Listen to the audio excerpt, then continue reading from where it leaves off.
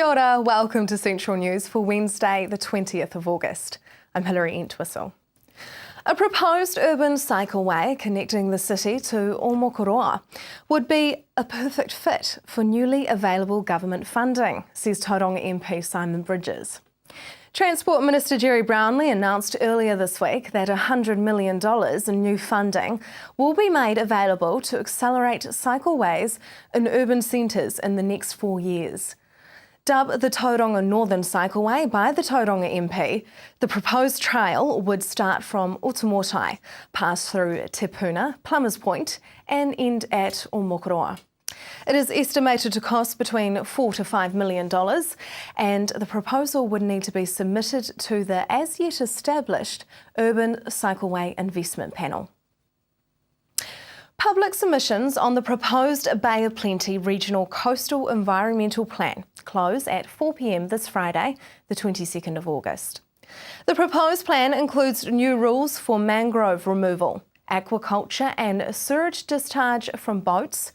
It also contains new policies for managing tsunami risk and identifies 4 new harbour development zones in the Tauranga Harbour. The proposed plan and submission information is available at boprc.gov.nz/coastal plan or from regional council offices, public libraries, district and city council offices in the region. Whitewater kayaker Luka Jones has created a bit of history in a breakthrough season, becoming the first New Zealander to finish the World Cup circuit ranked in the top 10. Jones finished 16th in the K1 during the last round in Augsburg, Germany this week, sealing 8th spot in the final standings. With a season best of the 10th in Slovenia in June, Jones believes her consistency is finally starting to pay off. A multimedia exhibition about contemporary life in Hamilton, developed by Wintec, Massey University and the University of Canterbury, will open at Waikato Museum on Saturday the 23rd of August. Survey Hamilton examines Hamilton's environmental attributes, its economy and people's sense of home. Researchers for Survey Hamilton explored new documentary practice and how it can be applied here in Hamilton. New Zealand project leader and Wintec School of Media Arts tutor Joe Citizen says the exhibition features a range of media technologies that include photography, interactive 360-degree video, gaming and sonic art. Now for our marine forecast, Raglan, West Coast. There's a southwesterly rising early on Thursday morning to 25 knots with rough seas. Changing Thursday afternoon to southeasterly, 25 knots. Your high tide is at 6:51 a.m. East Coast Bay of Plenty, southwest 10 knots developing early in the morning, rising to a southerly 15 knots by afternoon and to southeast 20 knots in the evening. The sea is becoming moderate in the evening. Your high tide is at 4:06 p.m. Still to come, a local pin-up calendar, the colour dash and your weather for tomorrow.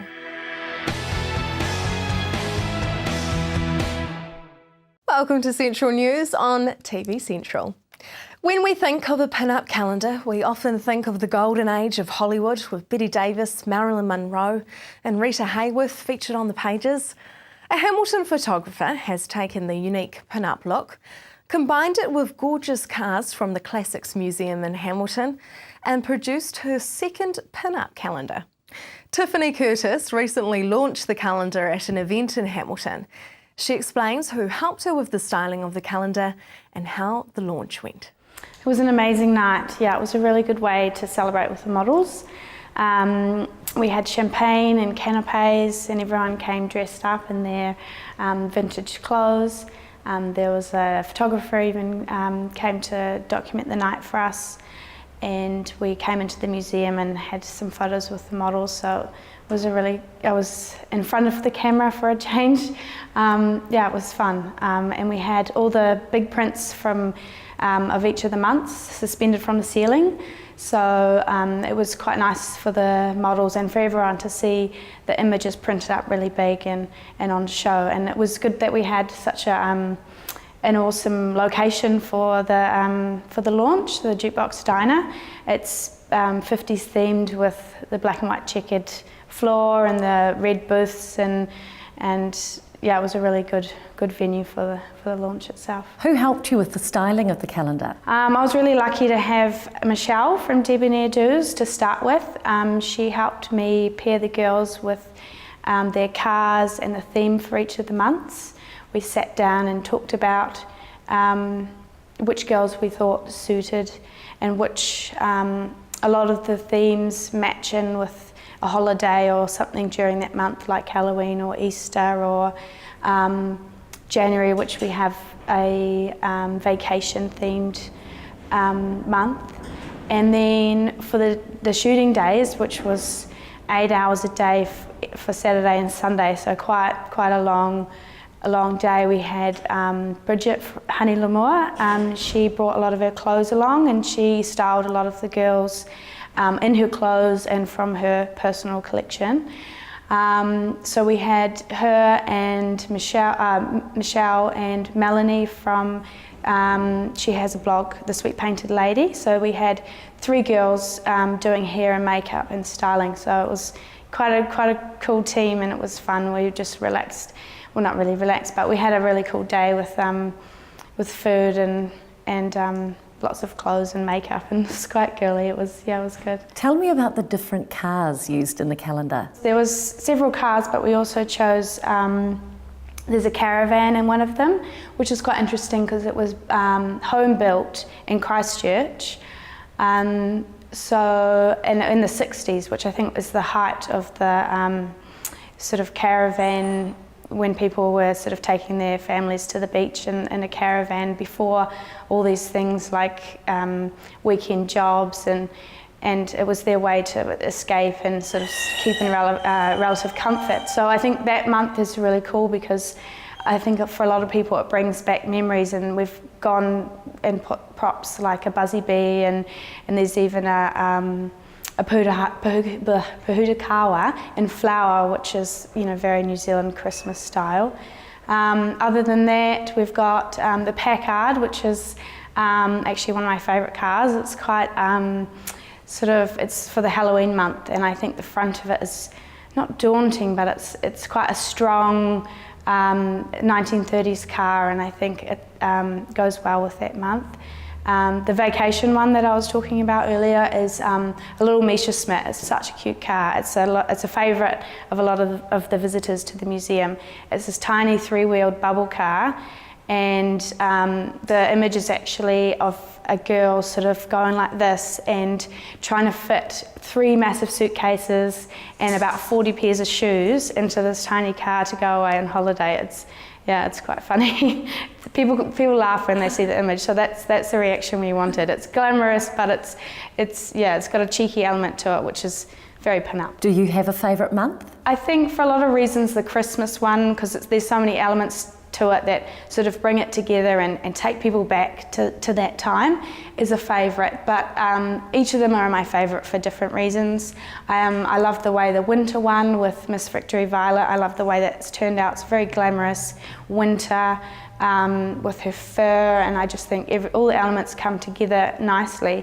But I think they do in most of the images, or in all of the images, for different reasons, and I think they all have strengths to them, and I like the fact that there's something different in all of them, and there's bright and colourful ones, and then there's dark, but they're all strong sort of standalone images, but sort of come together as sort of one calendar. Will you be doing another calendar next year? Yes, we will. It'll be our 3rd one, so I like to keep things fresh and try something new in each calendar. So we've already got models contacting us for next year. A lot of people have even said I should feature myself in it, which I'm not sure about yet, but maybe.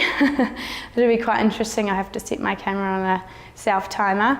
But I think it's been a really successful thing for myself, my business, and also the museum.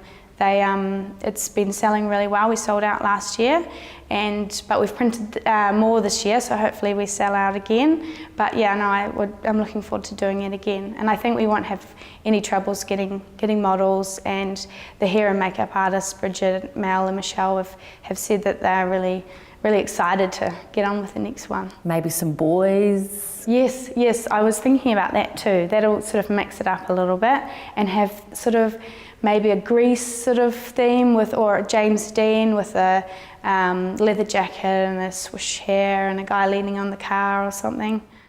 To purchase the calendar, go to tiffanycurtisphotography.co.nz or visit Classics Museum in Hamilton. Coming up next, the Colour Dash.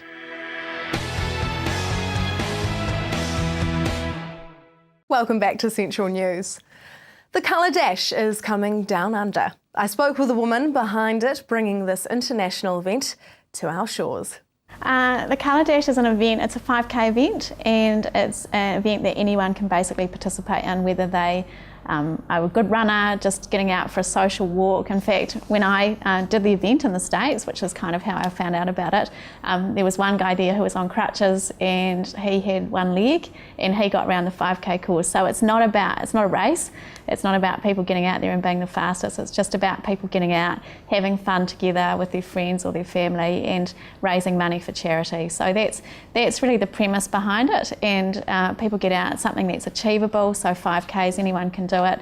We throw colour, so there's colour that's thrown at every 1K mark along the way, and then at the end there's a big party and people throw heaps of colour up in the air, and it just creates a really fun sort of event and a good fundraiser. So that's how it rolls. Started in the US, so how did it come down under? It really was an idea I had. I was in the States in January this year and got to participate in it and really liked the whole concept. I particularly like the concept of doing something that is fun but also raises money for charity, so that whole sort of business with a social conscience. And so I came back to New Zealand and thought, oh, this would be a great thing to do here, and essentially emailed them and said, have you got anyone here who's doing it? And they said no, but if you're interested we can support you through that. So we've been working on it now for 7 or 8 months, and yeah, we're just about ready to roll out with our first sort of Down Under series, if you like, which starts in October. So it was really just picking up the phone and having a conversation, following an email, and yeah, the rest is, like they say, is history. Let's have a look at what you could be in for and what the money raised will go towards.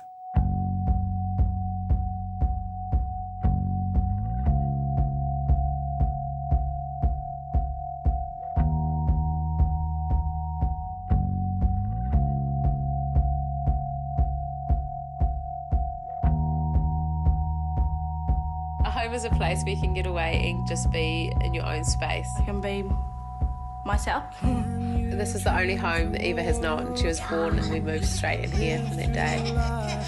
It just relieves so much pressure of families like us. It helps us get through each day. It's like an extension of our own home. Words can't make it real. I need courage to match how I feel. I need more life to see.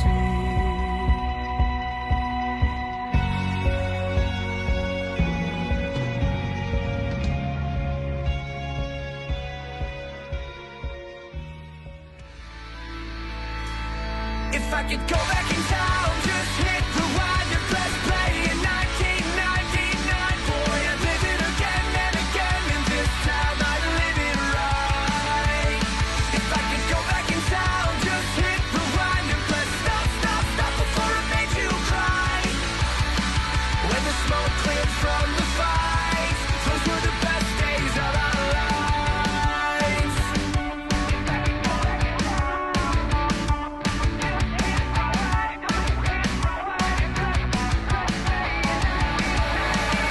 If I could go back in time, just hit rewind and press play in 1999, boy, those were the best days of our lives.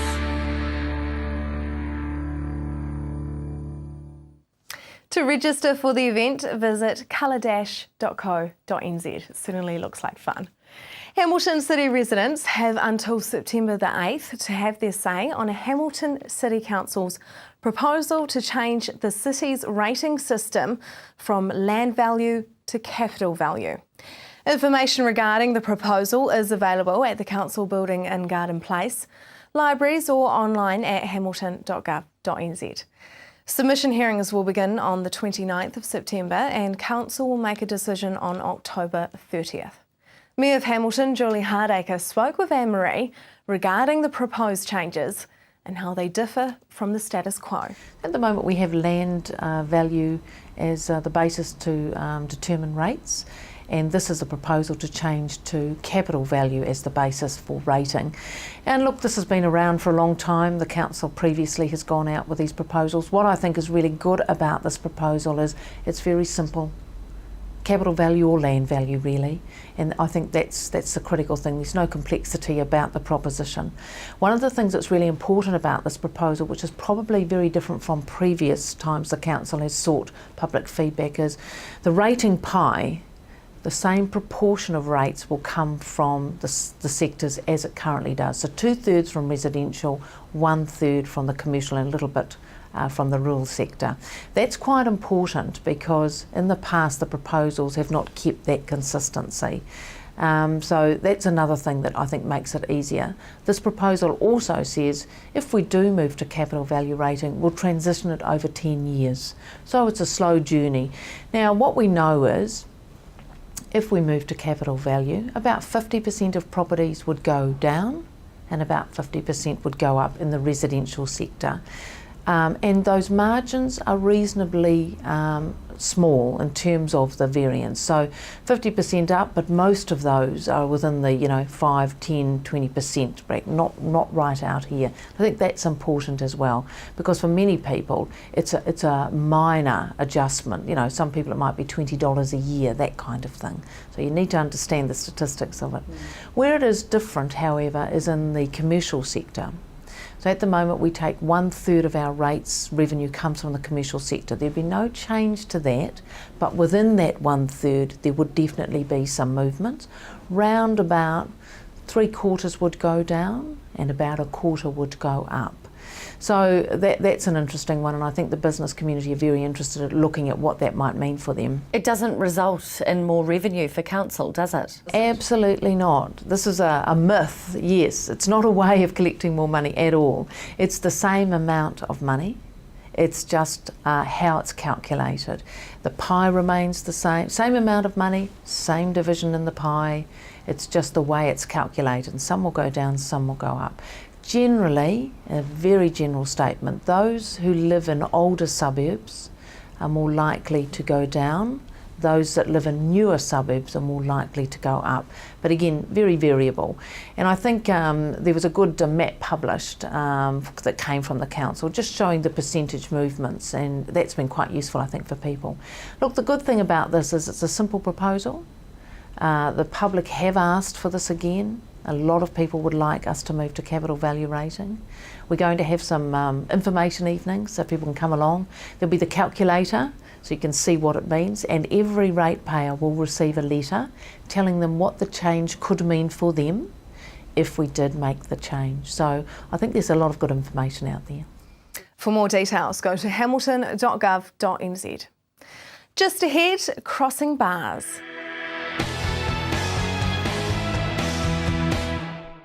Welcome back. The Bay of Plenty and Waikato Regional Councils have joined forces to create new educational videos for boaties for the summer. I spoke with the Bay of Plenty Regional Harbour Master to find out how these were funded. It's an area that is prevalent in both our regions to begin with, and is certainly a safety concern. So we thought that by collaborating we'd be able to get a good product out there to the people. Making these films cost about $70,000. How were they funded? It did, and ACC and Maritime New Zealand were the funding partners for this. Why do you think they wanted to fund them? For the exact same reason. We want to keep accidents down and we want the maritime environment to be safe. It's not quite boating season yet, so why did you guys release the videos now? Well, now's the time to learn about the safety. When the boating season hits, people are going to tend to want to actually get out in the boats and do it. So now is the time where they can sit and they can watch the videos and learn from them and then put it into practice when the boating season arrives. Let's have a look at some of the videos and step 1 to crossing a bar.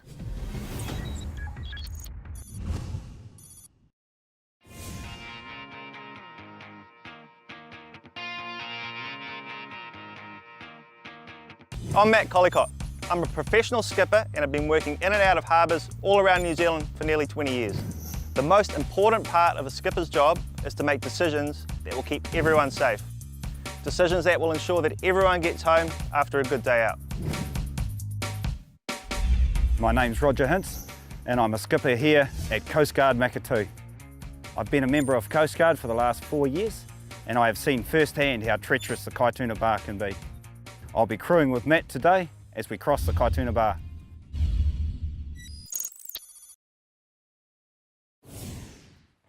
Planning on dry land before you get on the water plays a big part in safety. Preparing to cross the bar always starts at home. You need to check the weather, tides and get local information. Make sure that you have the right equipment and that it's in good condition. Always have a plan B ready, just in case the bar or the sea conditions mean it's unsafe to cross. Your plan B could be to go another day, go to a different location, or not go at all. Always check the weather forecast on the day you're planning to head out. There are two key things to look at, wind and swell. This information can be found on a number of websites including Met Service, or you can get up-to-date information from your local Nowcasting VHF channel. Ports of Tauranga have the harbour conditions on their website which provide a good indication of swell, current, tide and wind information. It's important to know when the tide times are, both for heading out and coming back across the bar. Plan a timeline for your trip based on the tide times and remember to always avoid bar crossings at night. When going out, as a general rule, the best time to go is any time within 3 hours before high tide. All other times should be avoided. When planning your return across the bar, as a general rule, up to 3 hours before high tide and 1.5 hours after high tide are optimum. All other times should be avoided. Never cross a bar at low tide. MarineMate is a really good smartphone app for up-to-date tide information.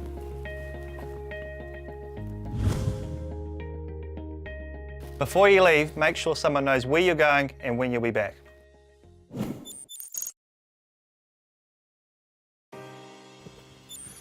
Next, you need to check your boat and equipment.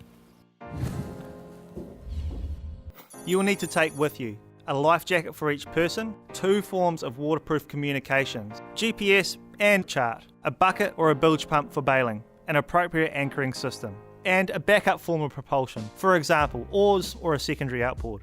Remember to secure gear and any loose objects. This ensures that they don't become flying missiles when you're out on the water. After checking your equipment, do a thorough boat check. Check your engine, battery and bilge pump are all working well. Make sure that you have enough fuel. Use the third rule for fuel. Have a third for the trip out, a third for the trip home and a third spare just in case things don't go to plan. If you'd like to view the rest of the videos and of course the other steps, you can visit either Regional Council's website and follow the links. Now for our region's weather, Hamilton, showers clearing early, then fine in the afternoon and the southerlies dying away. Your high is 15 and -2 overnight. The rest of the Waikato, remaining showers in the north clearing and becoming fine. Southerlies, most of the places in the Waikato. Paeroa, your expected high is 15 and an overnight low of 1. Matamata, 14 and 0. Te Awamutu, 15 and an overnight low of -2. Tokoroa, 13 and slightly warmer, -1. Tauranga, mainly fine with southerlies developing. Your expected high is 16 and an overnight low of 2. The rest of the Bay plenty, showers becoming confined to the eastern ranges early morning, then clearing in the afternoon, mainly fine elsewhere. Southerlies developing during the morning. Te Puke, you have an expected high of 14 and an overnight low of 3. That is Central News for today. If you would like to share some community stories with us, you can like our Facebook page, centralnews.tv, or email us, news@tvcentral.co.nz. Join me again tomorrow night when we look at the National Freshwater Management Standards and the impact they are having on the Waikato River, and know the signs of bullying. I'm Hilary Entwistle. I hope you have a lovely evening.